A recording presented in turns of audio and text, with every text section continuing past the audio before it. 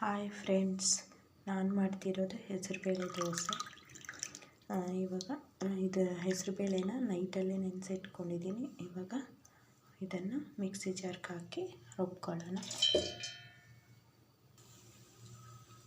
ನೋಡಿ ಫ್ರೆಂಡ್ಸ್, ಈ ಥರ ಹಿಟ್ಟನ್ನ ದೋಸೆ ಹಿಟ್ಟಿಗೆ ರೆಡಿ ಮಾಡ್ಕೊಳ್ಳೋಣ. ಆಮೇಲೆ ತವಾ ಕಾದಿದೆ, ಇವಾಗ ದೋಸೆ ಹಾಕ್ಕೊಳ್ಳೋಣ. ನೋಡಿ, ತುಂಬ ತೆಳುವಾಗಿ ಚೆನ್ನಾಗಿ ಬರುತ್ತೆ. ಇದರ ದೋಸೆನ ಹಾಕೊಳ್ಳೋಣ. ನೋಡಿ ಫ್ರೆಂಡ್ಸ್, ಈ ಥರ ತುಂಬಾ ಚೆನ್ನಾಗಿ ಬರುತ್ತೆ, ನೈಸಾಗಿ. ನೋಡಿ, ಈ ಥರ. ನೋಡಿ ಫ್ರೆಂಡ್ಸ್, ಹೆಸರುಬೇಳೆ ದೋಸೆನ ರೆಡಿ ಆಗಿದೆ. ತುಂಬ ಚೆನ್ನಾಗಿ ಬರುತ್ತೆ. ಒಂದ್ಸತಿ ಟ್ರೈ ಮಾಡಿ ನೋಡಿ.